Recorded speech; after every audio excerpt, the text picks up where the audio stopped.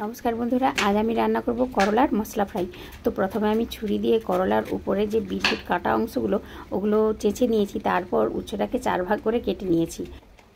চামচের পেছন দিয়ে ভেতরের বীজগুলোকে বের করে নিয়েছি। তারপর একটা কাঁটা চামচ দিয়ে এধার ওধার করে ফুটো করে নিয়েছি। এবার নিয়েছি একটা আলুগুলোকে একদম সরু সরু করে কেটে নিয়েছি। আর ওর সাথে নিয়ে নিয়েছি একটা পেঁয়াজগুলো একদম পাতলা করে কেটে নিয়েছি। আর দুটো কাঁচা লঙ্কা নিয়েছি, কাঁচা লঙ্কাগুলোও ছোটো ছোটো করে কেটে নিয়েছি। এবার সব কিছু একসাথে দিয়ে ওর মধ্যে দিয়ে দিয়েছি একটু বেসন, পরিমাণ মতো লবণ, হলুদ আর ভেজে রাখা সব রকমই গুঁড়া মশলা। সব কিছু দিয়ে জল দিয়ে ভালো করে মেখে নিয়েছি। এবার এই পুরটা কেটে রাখা করলাগুলোর মধ্যে ভরে ফ্রাই করে নেব।